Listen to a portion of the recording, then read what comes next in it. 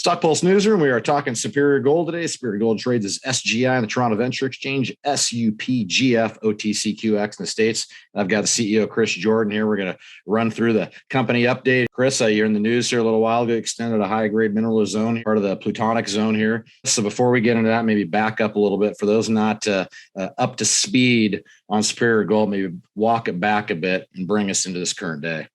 Yeah, sure. So Superior Gold was started in 2017. In 2016, Chris Bradbrook, our founding CEO, acquired the plutonic asset in WA, floated it in 2017, and we've been through a bit of a rocky ride in 2020, and we're now building back from a very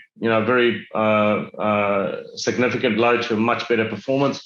We've been able to increase our annualized production from typically about 60,000 ounces in 2020 up to delivered 77,000 ounces in 2021, with Q4 at an annualized rate of about 83,000 ounces.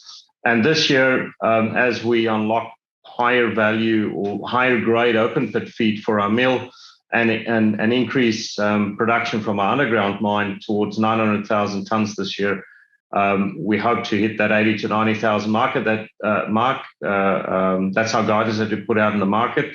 So it's a bit of a turnaround story on the one hand, but certainly 80 to 90,000 ounces is not where this journey ends. We're targeting to hit 100,000 ounces annualized in the second half of this year, with the underground mine heading towards 1 million tons per annum annualized in the fourth quarter of this year.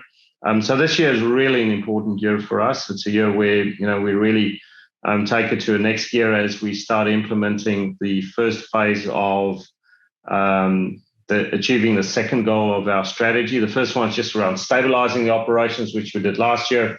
This year is about going to that 100,000 ounce annualized rate, and then parallel to that, we're looking at options whereby we could secure ore either from our own property or external properties or a combination thereof to restart our second mill. So it's a unique business in the sense that it's ore short, which you don't find often. So the goal for us is to make sure that we get the right ore feed, and therefore we'll keep on drilling. In fact, our exploration spend has more than doubled this year compared to last year. And the year before that, we basically did almost zero exploration. So significant step up. We just released our resource and reserve with a 66% increase on reserve. Our resource measured and indicated has increased by 2%, although it's a little bit masked by the fact that we ripped out 382,000 ounces on our measured and indicated and added more back, mostly fed by the reinterpretation of the underground, but also drill results. In fact, on the inferred end, we've added 660,000 ounces, if I remember correctly. The lion's share of that it's gone up 900,000 ounces, whereby 660,000 ounces comes from our drill program, which we did last year. So we've been very successful in converting drill program 12 months ago, now starting to being reported in our in our resource and reserve. So story about setting up or increasing production, but setting ourselves up for the future. We started off last year with a reserve of only 380,000 ounces. Now we're up to 630,000 ounces. So it gives you an idea of the life of mine that's still left with this property. So by no means is plutonic mine, which has delivered 6 million ounces in its life, it's not the end of the journey yet. Yeah. Market doesn't give you much respect here, Chris. You working your tail off. You just told quite a story there of how you're getting better. Yet on the scoreboard side, it's not looking good here. So of course that's all going to be fixed here pretty soon. Here, I'm sure we all believe that gold will move higher here. So you just named off a lot of events, my friend, for this coming year here.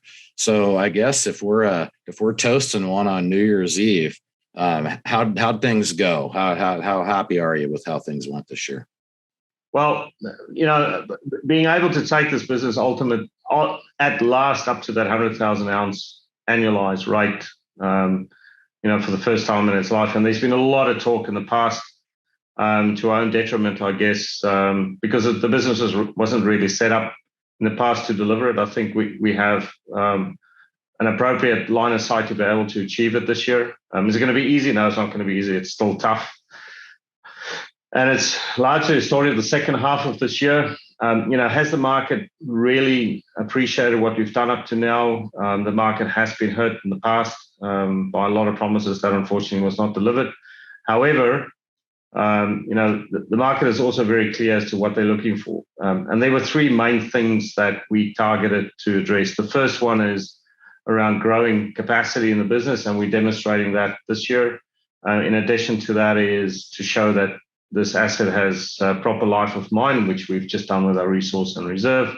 And the third one, which is linked to the first thing that I said, is to clearly demonstrate a reduction in cost. However, we've come a long way in 2020. Just to give an example, in Q4 of 2020 versus Q4 of 2021, we ripped out $267 per ounce on the all-in sustaining cost. We saw an increase in cost this first quarter because of the shutdown that we did. But, for the balance of the year, and more specific in the second half of the year, running at that 100,000 ounce annualized rate, we expect to see quite a significant drop in cost. So we in the process of repositioning this business, and, we doing everything we need to do to earn the respect of the market. Yeah, we'll look forward to keeping our eye on it. So I guess what's the next piece of news we're going to see out of you, Chris? So I think the important thing is we are in the process now, given that we've just finished our resource and reserve, to finish the life of mine. We expect to finish that in the fourth quarter of this year, which forms part and parcel of our strategy development and annual planning calendar. In addition to that, starting to get some results out of Main Pit Deeps, which is a significant part of our story for this year. In fact, it will add 20,000 ounces of gold from the open pit, which is a material step up from what we typically got previously from our open pits.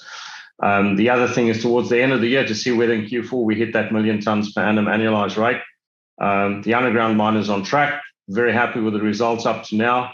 With that, we will see further reduction in our underground mining cost, and ultimately that will report in our all-in sustaining cost. So in essence, what you're seeing here is it's a volumes game. The more we produce, we have the ore reserve. The more we produce, we get that fixed cost dilution, because we do carry quite a significant overhead or burden from a fixed cost perspective. We've seen it last year in months where we ran at a typical 100,000 ounce annualized rate. We saw significant improvement on our costs, and we hope to replicate it this year. A lot to pay attention to, so we'll keep our eye on the wire and look forward to checking back in. It's Chris Jordaan. He's the CEO of Superior Gold, SGI, Toronto Venture Exchange, SUPGF, OTCQX in the States. Chris, thanks for taking the time, and certainly look forward to checking back in when you hit the wire again. Thank you very much, mate. All the best, Rob.